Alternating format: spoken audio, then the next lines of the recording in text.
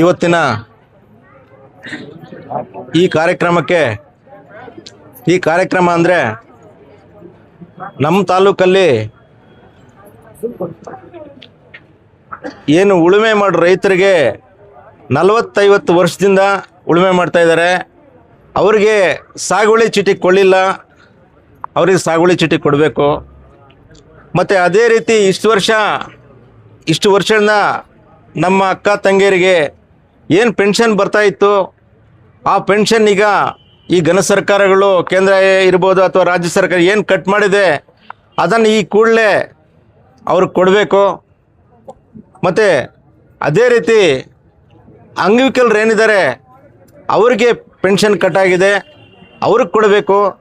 ಮತ್ತು ಕಡು ಬಡವರಿಗೆ ಏನು ರೇಷನ್ ಕಾರ್ಡ್ ರದ್ದಾಗಿದೆ, ಕಡು ಬಡವರು ಅಂಥವ್ರು ರೇಷನ್ ಕಾರ್ಡ್ನ ಪುನಃ ಕೊಡಬೇಕು ಅನ್ನುವ ಈ ಒಂದು ಮುಳಬಾಗಿಲು ತಾಲೂಕು ಕಚೇರಿಯಿಂದ ಪ್ರತಿಭಟನೆಗೆ ಹಲವು ಗ್ರಾಮಗಳಿಂದ ಆಗಮಿಸಿರುವ ಅಕ್ಕ ತಂಗಿಯರೇ ಮತ್ತು ಹಲವು ಗ್ರಾಮಗಳಿಂದ ತಾಲೂಕಿನಿಂದ ಬಂದಿರುವ ರೈತ ಮಿತ್ರರೇ, ಅಣ್ಣ ತಮ್ಮಂದಿರೇ, ವಿದ್ಯಾರ್ಥಿ ಯುವಜನರೇ, ಏನು ಇವತ್ತಿನ ದಿನ ಮುಳಬಾಗಿಲು ತಾಲೂಕಲ್ಲಿ ಫಾರಂ 53 ಅನ್ನೋ ದರಖಾಸ್ತಿಗೆ 14,000 ಅರ್ಜಿಗಳನ್ನು ಈ ತಾಲೂಕಲ್ಲಿ ನಮ್ಮ ಬಡ ರೈತರು ಸಲ್ಲಿಸ್ತಾರೆ. ಏನು 10 ವರ್ಷಗಳಿಂದ 14,000 ಸಲ್ಲಿಸ್ತಾರೆ.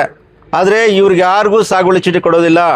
ನಾವು ಇದು 3ನೇ ಹೋರಾಟ ಇಲ್ಲ 4ನೇ ಹೋರಾಟ ಇರ್ಬೋದು, ಏನೋ ಸಾಗುವಳಿ ಚೀಟಿ ಕೊಡಬೇಕು. ಏನು ತಾಲೂಕಲ್ಲಿ ಯಾರು ಫಾರಂ 53 ಹಾಕಿದೆ, ಫಾರಂ 57 ಹಾಕಿರೋರಿಗೆ ಅಂತ. ಆದರೆ ಸರ್ಕಾರ ನಿಮ್ಗೆ ಯಾರಿಗೂ ಗೊತ್ತಿಲ್ಲ. ಬೇಕಾದರೆ ನೀವು ಇವತ್ತೇ ವಿಚಾರಿಸಿ. ಸರ್ಕಾರ ನಿಮ್ಮ ಅರ್ಜಿಗಳನ್ನು ರದ್ದು ಮಾಡಿದೆ. ನಮ್ಮಲ್ಲಿ ಭೂಮಿ ಲಭ್ಯವಿಲ್ಲ, ನೀವಲ್ಲಿ ಉಳುಮೆ ಮಾಡ್ತಾ ಇಲ್ಲ, ನೀವು ಶ್ರೀಮಂತರು. ಇದನ್ನು ಯಾರಿಗೂ ನಮ್ಮ ರೈತರಿಗೆ ಇವರು ಯಾರು ನಮ್ಮ ರೆವಿನ್ಯೂ ಇಲಾಖೆ ಅಥವಾ ತಹಸೀಲ್ದಾರು ಸೆಕ್ರೆಟರಿ ಯಾರು ಹೇಳೋದಿಲ್ಲ. ಯಾರಾದರೂ ಕೇಳಿದ್ರೆ ದರ್ಖಾಸ್ತು ಕಮಿಟಿ ಆಗಲಿಲ್ಲ, ಇವತ್ತಾಗುತ್ತೆ, ನಾಳೆ ಆಗುತ್ತೆ, ಇನ್ನೊಂದು ದಿನ ಆಗುತ್ತೆ. ಇಲ್ಲ ಇನ್ನು ಕೆಲವರು ಬ್ರೋಕರ್ಗಳು 1 ಲಕ್ಷ 2 ಲಕ್ಷ ತಗೊಂಬನಿಗೆ ಸಾಗುವಳಿ ಚೀಟಿ ಇಷ್ಟು ನಡೀತಾ ಇದೆ. ಇದನ್ನು ನಾವು ಏನು 57 ಹಾಕಿ ಸರ್ಕಾರ ಏನು ರದ್ದು ಮಾಡಿದೆ 13,000 ಇದನ್ನು ಪುನಃ ರೈತರಿಗೆ ಬೇಕಾದ್ರೆ ಪುನರ್ ಪರಿಶೀಲನೆ ಮಾಡಿ ಯಾರು ಉಳುಮೆ ಮಾಡ್ತಾ ಇದ್ದಾರೋ ಬಡ ರೈತರಿಗೆ ಸಾಗುವಳಿ ಚೀಟಿ ಕೊಳ್ಳಲೇಬೇಕು ಅನ್ನೋದು. ಮತ್ತು ದುರಸ್ತಿ ವಿಷಯಕ್ಕೆ ಬಂದರೆ ಬಂಧುಗಳೇ, ದುರಸ್ತಿ ಏನಾಗಿದೆ ಅಂದರೆ ಇವತ್ತು ದುರಸ್ತಿ ಮಾಡ್ಕೋಬೇಕಾದ್ರೆ ಬಡ ರೈತರು ಲಕ್ಷಾಂತರ ರೂಪಾಯಿ ಎತ್ಕೊಂಬರ್ಬೇಕು. ಒಂದು ಕಡೆ ಬರಗಾಲ, ಯಾವುದೇ ಬೆಳೆ ಬೆಳೆದ್ರೂ ರೈತನಿಗೆ ಏನೂ ಸಿಗ್ತಾಯಿಲ್ಲ. ಟೊಮೊಟಾಗಿ ಯಾವತ್ತೋ ವರ್ಷದಲ್ಲಿ 2 ತಿಂಗಳು ರೇಟ್ ಬಂದುಬಿಟ್ರೆ ಮತ್ತೆ ಎಲ್ಲೂ ರೇಟ್ ಬರಲ್ಲ. ಆದರೆ ಇಲ್ಲಿ ಬರಬೇಕಾದ್ರೆ ಪೋಡಿ ಅಂದರೆ ಓಪನ್ ಆಗಿಬಿಟ್ಟಿದೆ. ಬ್ರೋಕರ್ಗಳು ಇದ್ದಾರೆ, ಇನ್ನೊಬ್ರು ಎಲ್ಲನೂ ಲಕ್ಷ ಕೇಳ್ತಾರೆ.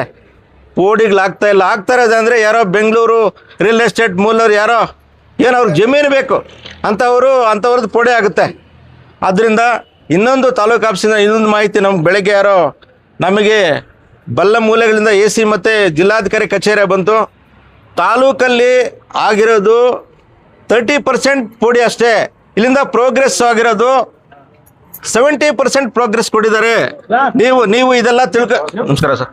ನೀವು ಇದೆಲ್ಲ ಯಾರ್ಯಾರು ರೈತರಿದ್ದಾರೋ ಆಗಿದ್ರೆ ಇವರು ಸರ್ಕಾರಕ್ಕೆ ಬೇಯ ಬಿದ್ದೋ ಇನ್ಯಾರಿಗೆ ಬೇಯ ಇದ್ದೋ ಅಥವಾ ಸೋಂಬೇರಿ ತನಕೋ ನಮ್ಮ ಕಡೆ ಇದೇ ತಾಲೂಕು ಆಫೀಸ್ ಕಡೆಯಿಂದ ಪ್ರೋಗ್ರೆಸ್ ತೋರಿಸ್ಬಿಟ್ಟಿದ್ದಾರೆ. ತಿಮ್ಮಪ್ಪಂದೈಪೇಂದಿ, ಎಂಟಪ್ಪಂದೈಪೇಂದಿ, ರಾಮನದೈಪೇಂದಿ ಪೋಡೆ ನಿಮ್ದು ಪೋಡೆ ಆಗಿಲ್ಲ. ಈಗೇನಾದರೂ ನೀವು ಅದನ್ನು ತಿಳ್ಕೊಂಡು ಮಾತಾಡಲಿಲ್ಲ ಅಂದರೆ ಇನ್ನು ಮುಂದೆ ಅದು ಪೋಡೆ ಆಗಲ್ಲ. ಆದ್ದರಿಂದ ದಯವಿಟ್ಟು ನೀವು ಇವತ್ತೇ ನಿಮ್ಮ ಪೋಡಿಗಳನ್ನು ಪರಿಶೀಲನೆ ಮಾಡ್ಕೊಳ್ಳಿ. ನಮ್ಮ ಇವರು ಬಂದಿದ್ದಾರೆ ಫಾರೆಸ್ಟ್ ಅರಣ್ಯ ಅರಣ್ಯ ದೌರ್ಜನ್ಯಗಳ ರೈತರು ಸುಮಾರು 40-50-60 ವರ್ಷಗಳಿಂದ ಉಳುಮೆ ಮಾಡ್ತಾ ಇದ್ದಾರೆ. ಮೈಸೂರು ಸಂಸ್ಥಾನ, ಮೈಸೂರು ಗೌರ್ಮೆಂಟು ಇಲ್ಲ ನಮ್ಮ ಫಸ್ಟ್ ಗೌರ್ಮೆಂಟು 1954-64 ಅಂದರೆ 54-64 ವರ್ಷದಲ್ಲಿ ಸಾಗುವಳಿ ಚೀಟಿ ಎಲ್ಲರೂ ಕೊಟ್ಟಿದ್ದಾರೆ. ಸುಮಾರು ಜನ ಬಂದಿದ್ದಾರೆ. ಇದನ್ನು ಅರಣ್ಯ ಇಲಾಖೆಯವರು ನಮ್ಮದು ಅಂತ ಹೇಳ್ಬಿಟ್ಟು ಇವತ್ತಲ್ಲಿ ಸಾಲ ತೊಗೊಂಡಿದ್ದಾನೆ, ಉಳುಮೆ ಮಾಡ್ತಾ ಇದ್ದಾನೆ, ಮನೆ ಕಟ್ಟಿದ್ದಾನೆ, ಬೆಳೆ ಇದೆ, ತೋಟ ಇದೆ ಅಂಥದನ್ನು ದೌರ್ಜನ್ಯವಾಗಿ ಈ ವರ್ಷದಲ್ಲಿ ನಮ್ಮ ಅರಣ್ಯ ಇಲಾಖೆಯವರು ನಮ್ಮ ರೈತರ ಮೇಲೆ ದೌರ್ಜನ್ಯವಾಗಿ ಜಮೀನು ವಶಪಡಿಸ್ಕೊಳ್ತಾ ಇದ್ದಾರೆ. ಅದನ್ನು ಈ ಸರ್ಕಾರಗಳು ಯಾರೂ ಮಾತಾಡೋಕ್ಕಾಗ್ತಾ ಇಲ್ಲ. ನಮ್ಮ ಶಾಸಕರಾಗಲಿ ನಮ್ಮ MP ಗಳಾಗಲಿ ಯಾರೂ ಮಾತಾಡಲ್ಲ. ಸುಮ್ಮನೆ ಅಯ್ಯೋ ಅಟ್ಲೈಪೇನಪ್ಪ ಮೀದಿ వచ్చిండ్రా వాళ్ళ చూసామಪ್ಪ. ಲಾಸ್ಟ್ ಟೈಮ್ ನಮ್ಮ DC ಅವರು ಇದ್ದರು, ಅವರೇ ಸ್ವಲ್ಪ ಸಾಫ್ಟ್ ಕಾರ್ನ್ ಇದೆ, ಅವ್ರು ಹೇಳೋದು ಅಷ್ಟೇ. ಬಂದಿದ್ರಾ ನಿಮ್ಮ ಮೇಲೆ, ನೀವು ಅವ್ರ ಮೇಲೆ ಹೋಗ್ಬಾರ್ದಾ? ಅಂದರೆ ಯಾರೂ ರೈತರಿಗೆ ಸಹಾಯ ಮಾಡೋದಿಲ್ಲ. ಅದರಿಂದ ಏನು ಅರಣ್ಯ ದೌರ್ಜನ್ಯಕ್ಕೆ ಏನು ಒಳಗಾಗಿದ್ದಾರೋ, ಯಾರು ಆ ಫಾರೆಸ್ಟ್ ಏನು ಭೂಮಿ ಸರ್ಕಾರ ಕಿತ್ಕೊಂಡಿದೆಯೋ ಆ ಭೂಮಿನ ಮತ್ತೆ ಅವರಿಗೆ ಇವತ್ತು ನಾವು ಈ ಪ್ರತಿಭಟನೆ ಮುಖಾಂತರ ಎಚ್ಚರಿಸ್ತಾ ಇದ್ದೀವಿ, ಫಾರೆಸ್ಟ್ ಅವರು ಆ ಭೂಮಿನ ಬಿಟ್ಕೊಳ್ಬೇಕು ಅಂತ. ಮತ್ತು ಅದೇ ರೀತಿ ಮುಖ್ಯವಾಗಿ ನಾವು ಪದೇ ಇಲ್ಲಿ ರೈತರಿದ್ದಾರೆ ಪಾಪ, ಅಲ್ಲೆಲ್ಲ ಕೂತ್ಕೊಳ್ಳೋದೆಲ್ಲ ಸೋಂಬೇರಿಗಳು. ನಮ್ಮ ತಾಲೂಕಲ್ಲಿ ನರ್ಸರಿಗಳು ಗೊತ್ತಿರುತ್ತೆ ನಿಮಗೆ, ಟೊಮೊಟೊ, ಬದನೆಕಾಯಿ, ಬೇರೆ ಬೇರೆ ನರ್ಸರಿಗಳನ್ನ ನಾವು ಸಸಿ ತಗೊಂಡೋಗ್ತೀವಿ.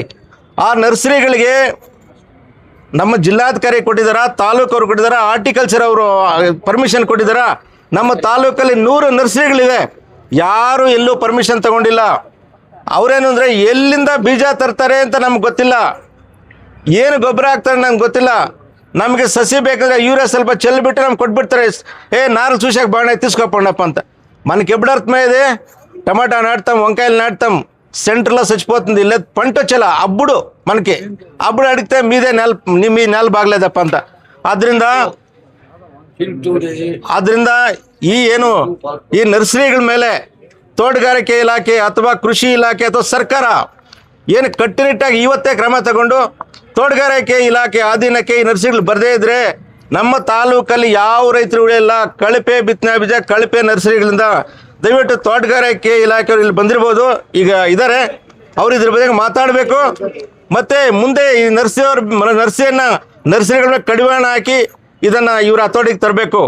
ಅದೇ ರೀತಿ ಕೃಷಿ ಇಲಾಖೆ ಮನೆ ಕಡಲೆಕಾಯಿ ಕೊಟ್ಟಿದ್ದಾರೆ, ಕಡಲೆಕಾಯಿ ಫ್ರೀನೂ ಕೊಟ್ಟಿದ್ದಾರೆ, ಕೆಲವರಿಗೆ ಸ್ಕೀಮಲ್ಲಿ, ಕೆಲವರಿಗೆ ರೇಟ್ಗೂ ಕೊಟ್ಟಿದ್ದಾರೆ. ಅದೇನಾಗಿದೆ ಅಂದರೆ ಯಾವ ಕಂಪ್ನಿ ಹೆಂಗೆ ಕೊಟ್ಟು ನೀವು ಗಮನಿಸಿದ್ರೋ ಇಲ್ಲೋ, ನಾವು ಗಮನಿಸಿದ್ದೀವಿ. ನೀರಲ್ಲೂ ಮೊಳಕೆ ಬರ್ತಾ ಇಲ್ಲ, ಬರಗಾಲ ಬಿಡಿ, ಮಳೆ ಇಲ್ಲ, ಅದು ಬರಲ್ಲ. ಬಟ್ ನೀರಲ್ಲಿ ಹಾಕಿದ್ದಾರೆ, ಕೆಲವು ನೀರಾವರಿ ಕಡಲೆಕಾಯಿ ಹಾಕಿದ್ದಾರೆ, ಅದರಲ್ಲೂ ಬರ್ತಾ ಇಲ್ಲ. ಅದ್ರ ಬಗ್ಗೆ ನಮ್ಮ ಅಗ್ರಿಕಲ್ಚರ್ ಮೋಸ್ಟ್ಲಿ ಈಗ ಮಾತಾಡ್ತಾರೆ ಅದ್ರ ಬಗ್ಗೆ. ಮತ್ತು ಮುಖ್ಯವಾಗಿ ಹೆಚ್ಚಿನ ಸಂಖ್ಯೆಯಲ್ಲಿ ನಮ್ಮ ಮಹಿಳೆಯರು, ನಮ್ಮ DC ಬ್ಯಾಂಕ್ ಏನು ಮಹಿಳೆಯರ ಪರವಾಗಿದ್ದ ಬ್ಯಾಂಕ್ ಈಗ ಏನಾಗಿದೆ, ಮಹಿಳೆಯರ ವಿರೋಧ ಆಗಿದೆ. ಸುಮಾರು 4-5 ವರ್ಷಗಳಿಂದ 10,000, 20,000 ಒಂದೊಂದು ಸಂಘದಿಂದ 2 ಲಕ್ಷ 3 ಲಕ್ಷ ಡೆಪಾಸಿಟ್ ಮಾಡಿಸ್ಕೊಂಡು ಸಾಲಗಳು ಕೊಡ್ತೀವಿ ಅಂದರೆ ನಮ್ಮದೇ DC ಬ್ಯಾಂಕ್ 4 ವರ್ಷದಿಂದ ಅವರು ದ್ರೋಹ ಬಗೆದು ಸಾಲನೂ ಕೊಟ್ಟಿಲ್ಲ, ಅವ್ರು ವಾಪಸ್ ದುಡ್ಡು ಕೇಳಿದ್ರೆ ದುಡ್ಡು ಕೊಡಲ್ಲ. ಇಲ್ಲ, ನಮ್ಮ ಅಕ್ಕ ತಂಗಿರು ಮನೆ ಮಠ ಬಿಟ್ಟು ಕೂಲಿ ನಾಲಿಗೆ ಹೋಗೋರು ಅವರು ಬ್ಯಾಂಕು ಸೊಸೈಟಿಗಳದ್ದು ಇವತ್ತು ತಾಲೂಕು ಆಫೀಸ್ ಮುಂದೆ ಪ್ರತಿಭಟನೆಗೆ ಬಂದಿದ್ದಾರೆ. ಏನು ಅವ್ರು ನ್ಯಾಯ ಕೇಳೋದಕ್ಕೆ. ಎಂಥ ಸರ್ಕಾರ ಇದು, ಎಂಥ DC ಬ್ಯಾಂಕು? ಅದನ್ನ ಈ ಕೂಡಲೇ DC ಬ್ಯಾಂಕ್ ಅವರು ಬರ್ತಾರೆ, ಅವರು ಸಹ ಏನು ಠೇವಣಿ ಇಟ್ಕೊಂಡಿದ್ದಾರೋ ನಮ್ಮ ಹೆಣ್ಮಕ್ಳದ್ದು ಅಕ್ಕ ತಂಗಿಯರದು ಅವ್ರದ್ದು ಈ ಕೂಡಲೇ ವಾಪಸ್ ಮಾಡಬೇಕು ಅಂತ ಇವತ್ತು ಅವ್ರ ಮೇಲೂ ಆಗ್ರಹ ಮಾಡ್ತಾ ಇದ್ದೀವಿ. ಅದೇ ರೀತಿ ಇಲ್ಲಿ ಕೂತಿದ್ದಾಳೆ ಒಂದು ಮಗು, ಸುಮಾರು ವಿಧವೆಯರಿದ್ದಾರೆ, ಚಿಕ್ಕ ಮಕ್ಕಳು ಮತ್ತು ಮುದುಕರಿದ್ದಾರೆ. ಇವರಿಗೆ ಕಣ್ಣು ಕಾಣಿಸಲ್ವ ಸರ್ಕಾರಕ್ಕೆ? ಅಥವಾ ಅಲ್ಲಿರೋ ರೆವಿನ್ಯೂನೋ PDOನೋ ಪೆನ್ಷನ್ ಕಟ್ಟು, ಅಂಗವಿಕಲರಿಗೆ ಪೆನ್ಷನ್ ಕಟ್ಟು, ಬಡವರಿಗೆ VAಗಳು PDOಗಳು ಏನೇನು ಮಾಡ್ತಾರೆ ಇವರು? ಅವ್ರ ಪರಿಸ್ಥಿತಿ, ಅವ್ರೇನು, ಅವ್ರ ಡ್ಯೂಟಿ ಏನು? ಇನ್ನೇನು ಸರ್ಕಾರದ ಪರಿಸ್ಥಿತಿ? ಅದರಿಂದ ಏನು ಜವಾಬ್ದಾರಿ ರೆವಿನ್ಯೂ ಅವ್ರಿಗಿದೆಯೋ ಈ ಕೂಡಲೇ ಈ ಪೆನ್ಷನ್ ಏನಿದೆಯೋ ಅವ್ರಿಗೆಲ್ಲ ಬರಬೇಕು. ಅದೇ ರೀತಿ ಏನು ಬಡವರಿಗೆ ಮತ್ತು ಜಲಗಾರರಿಗೆ ಏನು ವಾಟರ್ ಮ್ಯಾನ್, ಅವನೇನೋ ಊರುಗಳಲ್ಲಿ ಪಾಪ ಕೂಲಿ ನಾಲೆ ಮಾಡಿಕೊಂಡು ವಾಟರ್ ಮ್ಯಾನ್ ಅಂತ ಹೇಳ್ತೀವಿ ನಾವು, ಜಲಗಾರರು, ಅವ್ರಿಗೆ ರೇಷನ್ ಕಾರ್ಡ್ ಕಟ್ ಮಾಡಿದ್ದಾರೆ. ನಮ್ಮ ಮಕ್ಕಳು, ನಮ್ಮ ತಂದೆ ತಾಯಿ ಊರಲ್ಲಿ ಕೂಲಿ ಕೆಲಸ, ನರಸಾಪುರಕ್ಕೆ ಇವನು ಕ್ಯಾಬಲ್ಲಿ ಹೋಗ್ತಾನೆ, ಅಲ್ಲಿ 15,000 ಅವ್ನಿಗೆ ಬರೋದು, ಅವ್ನು ರೇಷನ್ ಕಾರ್ಡ್ ಕಟ್ಟು. ಮತ್ತು 4 ರೋಡ್ಲು ಅಂತಿದೆ, ಅಲ್ಲಿ ಕೂಲಿಗೆ ಹೋಗ್ತಾರೆ ಫ್ಯಾಕ್ಟ್ರಿಗೆ ಜನ, ಇಲ್ಲಿ ಕೂಲಿ ಕೆಲಸ ಮನೇಲಿ ತಂದೆ ಅವನೇನೋ 15,000 ಅವನು ರೇಷನ್ ಕಾರ್ಡ್ ಕಟ್ಟು.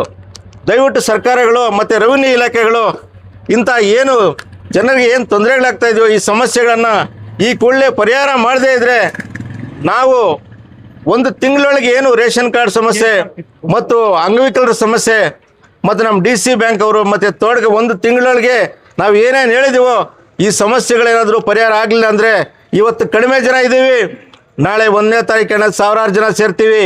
ಏನು ನಿಮ್ಗೆ ಗೊತ್ತು ಡೆಲ್ಲಿಯಲ್ಲಿ ಏನಾಯಿತು ಅಂತ, ನೇಪಾಳ್ ಬಾಂಗ್ಲಾದೇಶ್ ಏನಾಯಿತು, ಜನ ನಿಮ್ಮ ಮೇಲೆ ಬಿದ್ದುಬಿಟ್ರೆ ಕಾನೂನು ಇಲ್ಲ, ಕಟ್ಲೇನೂ ಇಲ್ಲ. ಮೊನ್ನೆ ಡೆಲ್ಲಿಯಲ್ಲಿ ಹೋರಾಟ ಆಯಿತು, ನರೇಂದ್ರ ಮೋದಿನೇ ಇಳಿದು ಬಂದರು, ಹಂಗಾಗುತ್ತೆ ಇಲ್ಲಿ ಪರಿಸ್ಥಿತಿ. ಎಲ್ಲಿ ನೋಡಿದ್ರು ಆಫೀಸ್లో ಭ್ರಷ್ಟಾಚಾರ, ದುಡ್ಡಿಲ್ಲ ಅಂದರೆ ಅವನು ಬಸ್ ಹತ್ತಂಗೂ ಇಲ್ಲ, ಇಲ್ಲಿ ಆಫೀಸ್ ಕಡೆ ಬಡಂಗೂ ಇಲ್ಲ. ಇದ್ರ ಬಗ್ಗೆ ನಮ್ಮ MP ಗಳು ಶಾಸಕರು ಏನು ಯಾವಾಗಲೂ ಬೇರೆ ಬೇರೆ ವಿಷಯಗಳಲ್ಲಿ ನಮ್ಮವರು ಬಿಸಿ, ಇದ್ರ ಬಗ್ಗೆ ಮಾತಾಡೋರೇ ಇಲ್ಲ. ಅದನ್ನ ಯಾರು ಮಾತಾಡ್ತಾರೋ ಬಿಡ್ತಾರೋ ಎಲ್ಲ ನಾವೆಲ್ಲರೂ ಇವತ್ತೇನು ದಲಿತ ಸಂಘಟನೆಗಳು, ವಕೀಲರು, ನಮ್ಮ ವಿಜಯಣ್ಣ ಈಗ ಬೇರೆ ಬೇರೆ ರೈತರು, ನಮ್ಮ ವಿದ್ಯಾರ್ಥಿ ನಾಯಕರು ನಾವೆಲ್ಲ ಇದ್ದೀವಿ. ನಾವೆಲ್ಲ ಸೇರಿಕೊಂಡು ಪಕ್ಷಾತೀತವಾಗಿ 1ನೇ ತಾರೀಕು 2ನೇ ತಾರೀಕು ಉಗ್ರ ಹೋರಾಟ ಮಾಡ್ತೀವಿ. ಸಾಧ್ಯ ನೀವೇನು ಪರಿಹಾರ ಮಾಡಲಿ ಅಂದರೆ ನಿಮ್ಮ ಆಫೀಸ್ಗಳ ನುಗ್ಗಿ ನಾವು ಪ್ರತಿಭಟನೆ ಮಾಡ್ತೀವಿ ಅಂತ ಎಚ್ಚರಿಕೆ ಮಾಡ್ತಾ, ಮತ್ತೆ KSRTC ಅವರು ಕೊರೋನಾ ಕಾಲದಲ್ಲಿ ಬಸ್ಗಳು ನಿಲ್ಲಿಸಿದವರು ಅಲ್ಲಿ ರೂರಲ್ ಸರ್ವಿಸ್ ನಿಲ್ಲಿಸ್ಬಿಟ್ಟಿದ್ದಾರೆ.